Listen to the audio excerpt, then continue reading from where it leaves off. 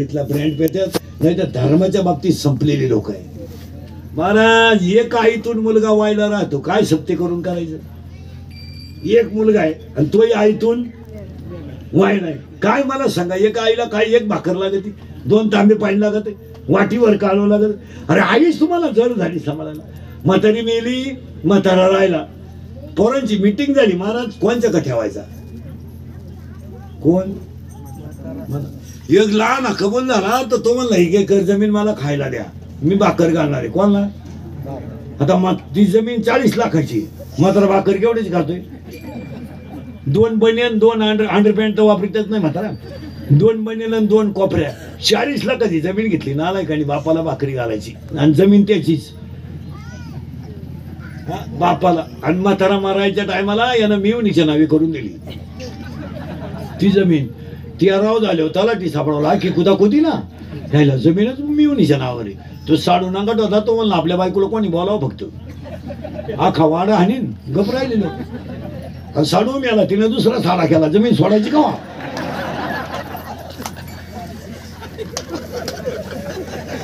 तू शेवटी 4 पिढ्या 1 एकर जमिनीच्या भांडणात आणि दुश्मन्या. काय दिवस आले. आता एवढ्या महिला माझ्यासमोर बसल्या, 15 बाया अशा निघतील याच्यात का स्वतःच्या नातवाला हात लावायचा अधिकार नाही. नाही नाही. आणि ती सून बचत गटाचा अध्यक्ष आहे. ती भाषण जोडी, ती महिलांमध्ये संघटन झालं पाहिजे आणि महिला स्वतःच्या पायावर. आणि ती सासू महाराज पाळणा घरात लोकांनी पोरं घातली पण आजीच्या मांडीवर नाही दिली. काय विचार करण्यासारखी गोष्ट आहे महाराज. काय पारायण सत्य करून करता मारायला महाराज. मांडीवर आजीच्या नातू नाहीये, 3,000 रुपये महिन्याची बाई नातू सांभाळायला आहे. आणि का नाहीये माहितीये का मांडीवर? का माझी सासू अडाणी आहे. म्हणजे तिला डाग कोणता लागलाय? अडाणपणाचा. माझ्या मुलाला संस्कार लागणार नाही म्हणून मी माझ्या सासूच्या मांडीवर पोरग देत नाही. महाराज जिचं दूध पिऊन तुझा नवरा पगार कमवतो 70-80 रुपये महिना, तिच्या अडाणी बाईचं दूध तुला चाललं, तिच्या पोराचा पगार तुला चालला, त्या बाईचं फाटकं लुगडं तुम्हाला चालत नाही. अरे 50,000 रुपये महिन्याची बाई ठेवा, फाटक्या लुगड्याच्या आजीच्या मांडीवर नातू 10 मिनिटात झोपतो. महाराज नातू जर आजीनं झोपवलं ना, तुम्ही निरीक्षण करीत नाही तर कधी उठणार आहे हे सुद्धा तिला माहिती आहे.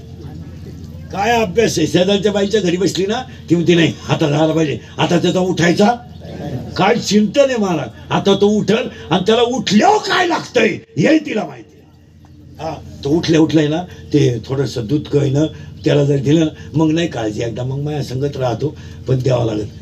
आज ही आयांची परिस्थिती काय. तुम्ही फक्त कडक कपडे घालून येतात. थोरल्याच्या मुलीचा साखरपुडा झाला, सक्का भाऊ बैठकीला नाही, अशी कीर्तनात बसेल लोक आहे आता. काय दिवस आहे. थोरल्याच्या मुलीचा साखरपुडा झाला, अरे ते भाऊ मरू द्या, नाही भाऊ मरू द्या, तर ती पोरगी तो भाऊ मारू द्या, ते आपली दुश्मनी आहे समजा. तिनं काय केलंय, तो भाऊ संध्याकाळी ढाढसा रडला, मी लाख रुपये घातले, मला काय वाटलं नाही, मी मुलीसाठी घालणारच होतो, माझ्या भावानं जेवायचं नव्हतं, पण थोडं वटेवर येऊन बसला असताना माझ्या कार्यक्रमाची किंमत राहिली असती. त्यानं बोलायचं नव्हतं आणि जेवायचं नव्हतं, फक्त बस. हे चित्र आहे आज साखरपुडा झाला थोरल्याच्या मुलीचा. धाकटा बैठकीला आलो नाही महिला मंडळ, ती पोरगी ढसढसा रडली, बाप नाही रडला, पोरगी रडली. उशीचा कवर ओला होईपर्यंत रडली ती. ती का रडली माहिती का? मी या घराला पाहुणे आहे, आज ना उद्या मी जाणार आहे, मला राहायचं तरी किती दिवस आहे. भांडण माझ्या चुलत्याचं माझ्या बापाचं होतं, मी आता काही केलं. माझ्या घरात नव्हतं त्यानं जेवायचं चुलत्यानं, पण माझ्या पाठीवर आशीर्वादाची थाप टाकली असते ना, मला समाधान वाटलं असतं. हे चित्र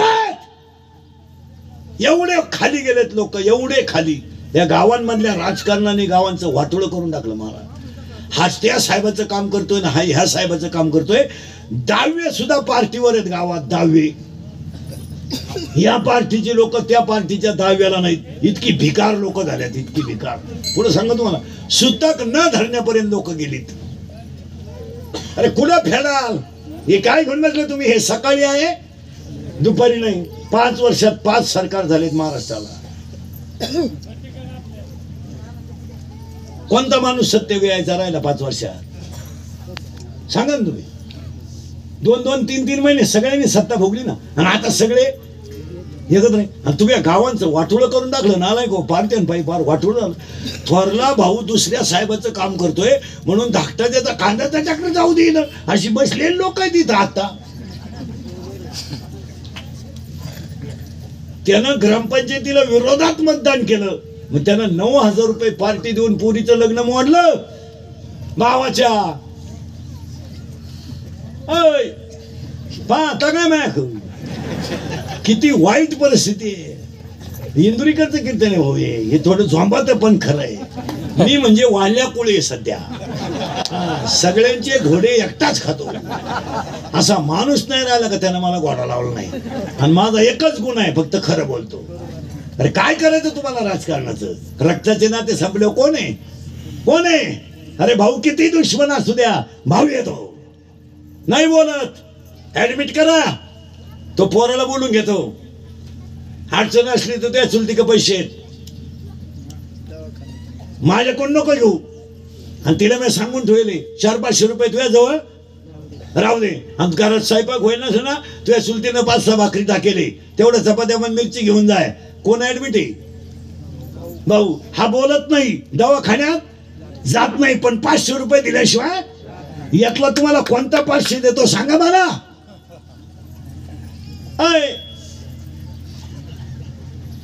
ज्यांचे तुम्ही आयुष्यभर भोंगे बांधून बोंबलत हिंडा ना, ते फक्त तुमच्या दाव्याला भाषण करतील. तुम्ही दरिद्री आहे, तुम्हाला काय. आणि ते फक्त म्हणतील त्यांनी आमचं एक निष्ठेनं काम केलं. बा शिवला कावळा तुला. हे मी बोलत नाही, माऊलीच्या ओव्या सांगतो तुम्हाला. इतक्या सुंदर ओव्या 2-4. शेळीच्या गळ्याचं सड किती लोंबलं तरी कधी दूध देत नाही. काय ओवी आहे? शेळीच्या गळ्याचं सड किती लोंबलं तरी दूध देत नाही, आणि काशीतलं गुशीड किती चिटाकलं तरी दूध पित नाही, आणि गाळातला बिडूक किती डरला तरी फुलाचा सुगंध घेत नाही. काय ओव्या? पुढच्या ओव्या ऐका. लाटणं मोडल रे पण वाकणार नाही, दगड शेवाळल पण पाझरणार नाही. काय ओवे? लाटणे जैसा न लवे, पाथरू न द्रवे. लाटणं मोडल पण वाकणार नाही, दगड शेवाळल पण पाझरणार नाही. शेवटी तुम्हाला रक्ताची कामं आल्याशिवाय राहणार नाही. जाऊ द्या.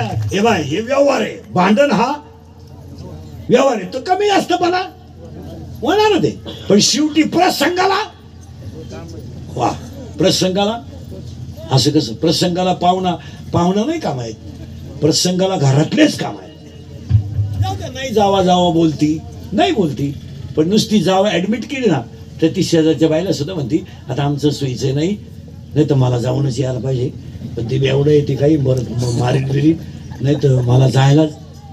आणि आता नाही, उद्या मी ना त्याचं काही होऊ पण जाणार आहे.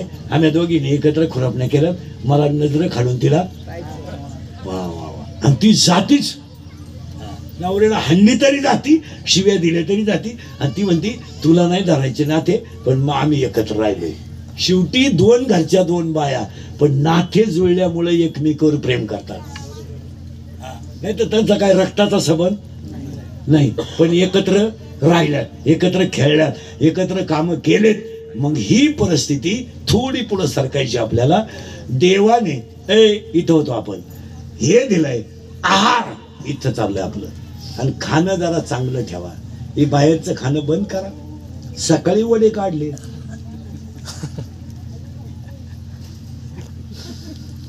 पाणीपुरीचं पीठ पहाटी खालावलं होतं. तुम्ही मरता का काय? आणि माना नाही तर नका माणूस. साप आहारापायी बायकाला वाघ. एक आहार 14 हे ऐकायचे आता 18 एक आहार, 2 निद्रा, झोपा. झोपेची नियम आहे. टाळकरी भजनी नीट आहे का? कवाई पसरत जाऊ नका. सूर्य उदयानंतर उठणाऱ्या माणसाचं तोंड पाहू नये. त्यानं उठू नये त्या दिवशी. उद्या सकाळी उठ, पसर तुला काय असं. सूर्य उदयानंतर उठणारी माणसं दरिद्री असतात. तुम्हाला उदाहरण सांगा, जुना म्हातारा जर बाजारात निघाला आणि एखादा जर सकाळी रस्त्याने म्हणा कुठं चालला, ते म्हातारं बैल इकायचं जर असलं ना, सगळी उठायचे. आज गावाच्या बाहेर जात होतो का, नको एखाद्या पांढऱ्याच तोंड पाहाला. खरं होतं. आणि तिकडून एखादं डबडं घेऊन दरिद्री यायचं, बाजूला चाले का, मारली का झक, तो घोडाच लावायचा. आणि आता आमची महाराज सुद्धा कीर्तन सांगतात आणि गोदडीत आपल्या उठतात. कोंबडीनं घाण केली आणि तोंडात गेली म्हणून ते कार फाडलं झालं. कोंबडी उडत आली त्याच्या अंगावर.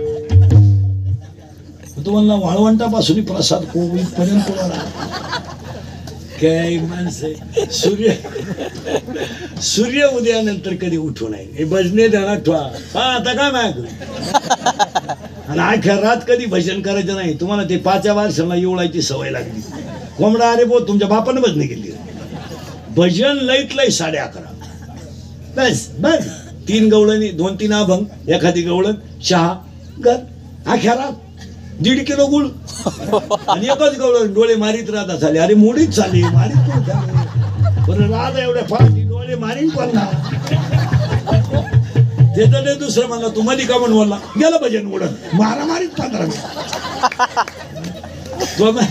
तो माझ्याकडे गट्टे का दिले नाही, हातुडी का दिली झालं मारणार. तो लगेच पाक होतच आपटून मोकळा झाला. पुन्हा तुझ्या बापाच्या मौतीला सुद्धा बांधला आला.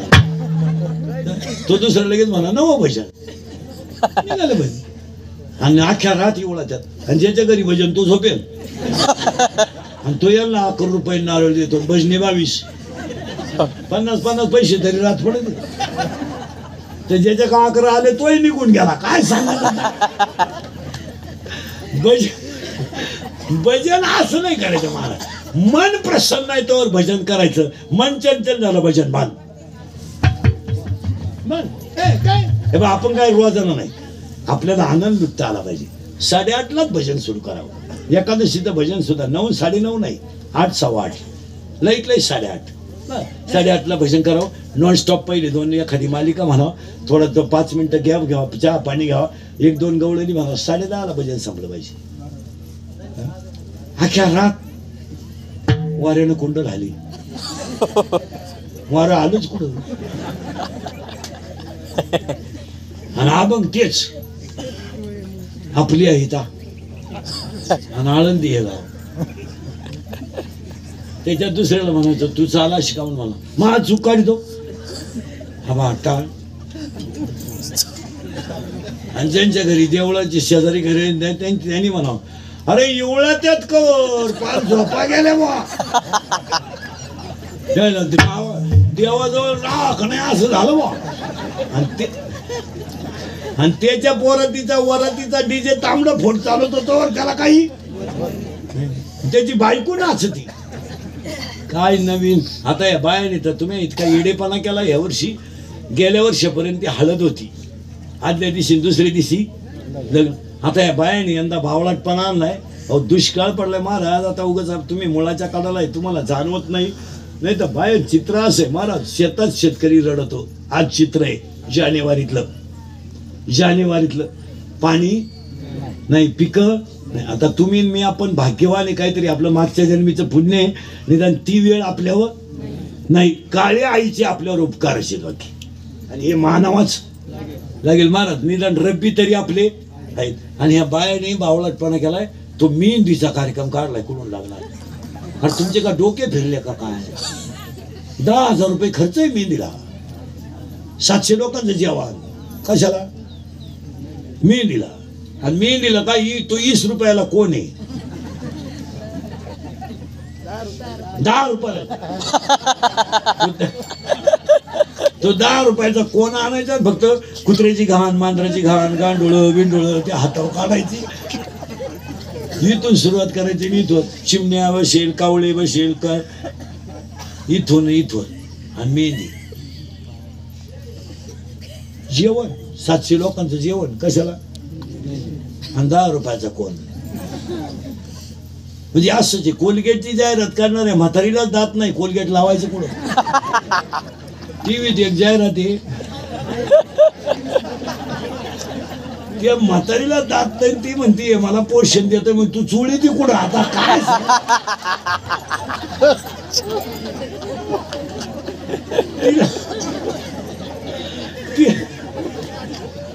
मी खरं बोलल्यामुळेच गोत्यात येतो महाराज. मी जे रोज घोडे खातो ना त्या म्हातारीला दात नाही, ती म्हणती हे पोषण देत आहे पोषण, आणि ती पोर उसफोडी तीन जाहिरात. आता काय बोलायचं.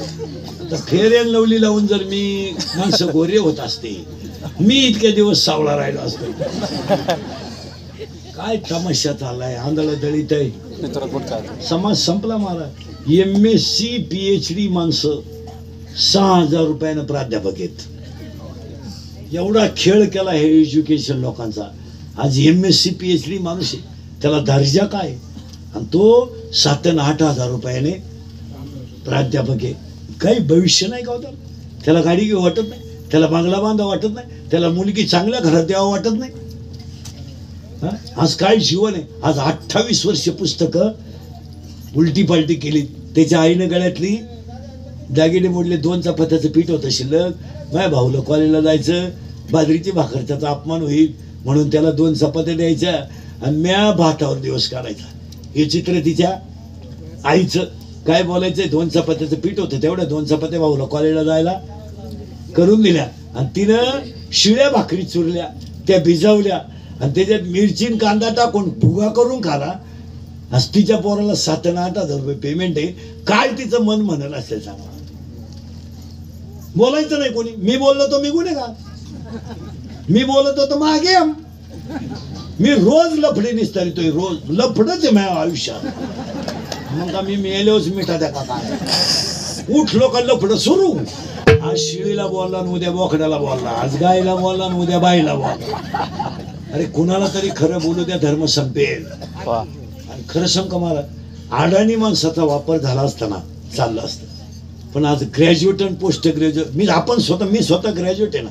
आपल्याला शिकायला काय लागतं याची जाणीव आहे, आणि आपले आईबाप काय करतात याची आपल्याला जाणीव आहे. महाराज आपण शाळेत होतो, सहलीची नोटीस आली तर आपण कधी वरमान केले नाही.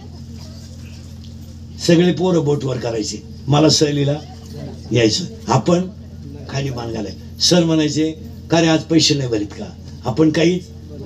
आपण जर थोडं घरी रडलो असतो, 5-50 रुपये आपल्याला मिळाले असते आणि आईनं दिले असते.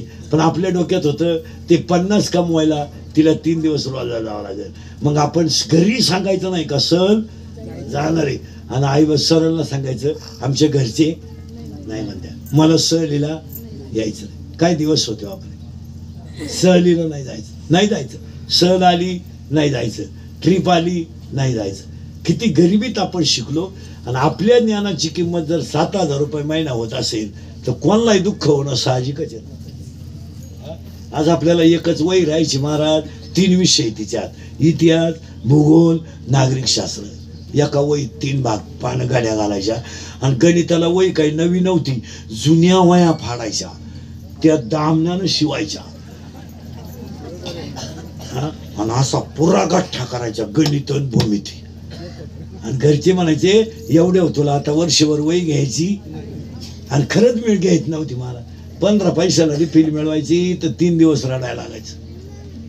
शिवरात आलो रडायचं, शिवरात आली ना रडायचं. घरचे इतके हुशार होते, अख्खं काम पिटून घ्यायचे. सर जायचं तुला, हा मग उचल. काम करू घ्यायचे आणि 1 रुपया द्यायचे. सहलीला पैसे किती, शेटी धरू पळायचं सहलीला. तेव्हा कायचं फराळण कायचं काय आलं. आणि सहलीतून घ्यायचं काय, शिवरातीतून 50 पैशाची ती लाकडाची गाडी आणि 25 पैशाचा पावा. येताना गाडीची चाका हातात.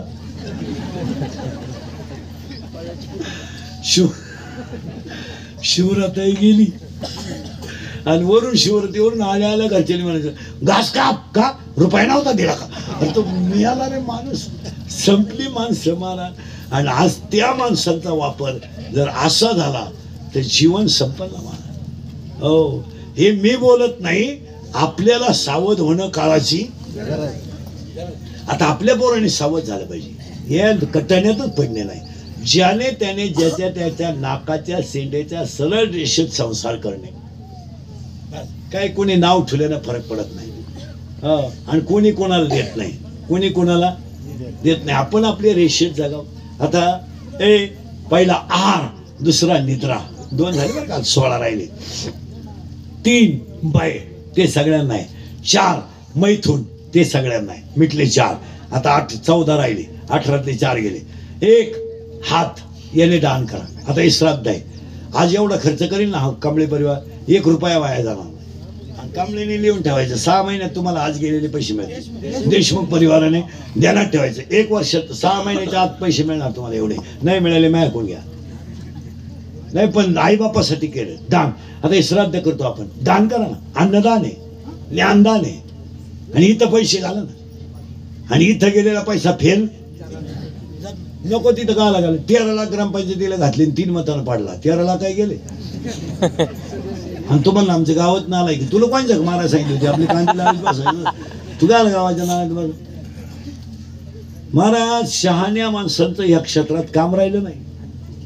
नाही नाही नाही नाही, अजून 5 वर्षाने हिंद्रिकाचे वाक्य ते कधीच खोटे नाही. कालही नाही, आजही नाही. म्हणजे 5 वर्षाने ज्याला लोकनियुक्त सरपंच व्हायचा आहे त्याला जमीन विकल्याशिवाय होता येणार नाही. तो कामावर सरपंच होऊ शकत नाही. इतक्या वाईट सवयी ह्या लोकांनी लावून ठेवल्या लोकांना. महाराज, खालच्या 4-4 महिने पोरं पोसायचे, त्यांना खाऊ घालायचं नको ते, आणि पाजायचे पोरं.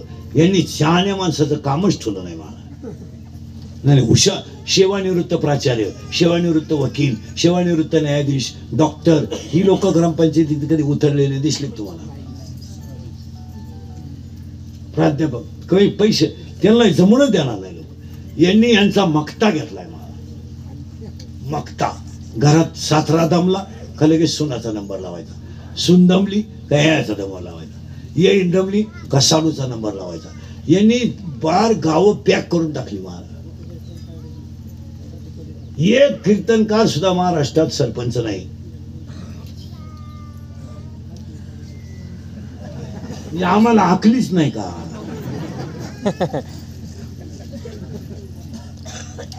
आम्हाला लोक म्हणतात तुम्ही सप्ताह सांभाळा, आम्ही गाव सांभाळतो. म्हणजे आम्ही फक्त पाखवादाला पिटलायत राहत नाही ना. महाराज, विद्वान माणसांना ह्या लोकांनी जागा ठेवली नाही.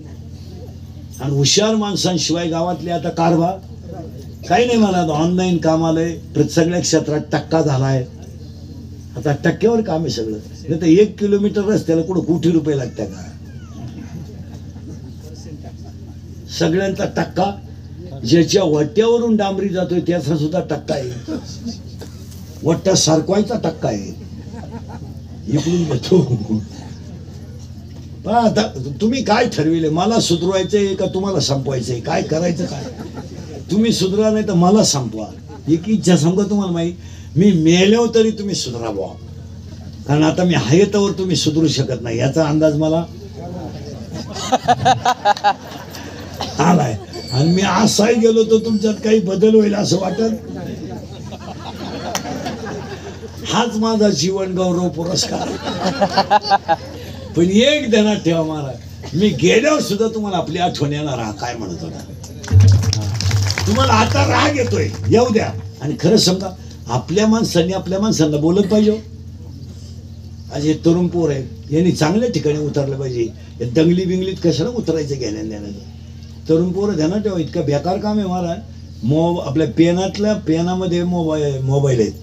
पेनात तुम्ही टपरीजवळ उभे जरी दिसले ना, 10 वर्ष आज चाल. अरे तुम्ही मरता कशाला घेण्यात देण्याचं नालायक हो. विनोद नाही. आज मेडिकलचं दुकान टाकायचंय, पोलीस व्हेरिफिकेशन दाखला लागतो. शेतीचं दुकान टाकायचंय, पोलीस व्हेरिफिकेशन दाखला लागतो. आज विनोद नाही राहिला महाराज. आज तुम्ही MPSC दिली, पास झाले, तरी तुम्हाला चारित्र्याचा दाखला लागतो. तुम्ही हे कुठं करता का मला. ही लोक काय तुम्हाला सीझन पुरते वापरून घेतील, सीझन संपल्यावर सोडून देतील. आता लोकांना फक्त 6 महिने गरज आहे. आता 2-4 महिने गंमत आली. 24 गेले 29 पर्यंत काय विनोद समजू नका तुम्ही. आणि एकदा जर हात घेऊन जाणार ना दंगलीत मेलाच तो. विनोद नाही ना मला. बरं आपल्याला भविष्य आहे. उद्या आपण BSc झालोय. आपल्या आईवडिलांची स्वप्न आहेत. आपल्याला उद्या कृषीचं दुकान टाकायचं आहे, औषधाचं दुकान टाकायचं आहे, खताचं दुकान टाकायचं आहे, मिलिटरीत जायचं आहे. भविष्य आहे ना आपल्याला. आज काळ नुसते शेतीवर संसार होणार नाही. घरातला एक माणूस तरी नोकरीला पाहिजे. आज एवढी वाईट परिस्थिती झाली. पोरं खुशाल बावळाटवानी भावनेच्या आधी काही करून बसायचं. गंमत बिघडल ना. आज एकुलता एक पोरग जर 10 वर्ष आत गेलं तर ते घर संपलं ना. तुम्हाला कोण सोडितो. आता एवढे पोर आहेत ना. तुम्हाला मी आत्ता 70 रुपये देतो.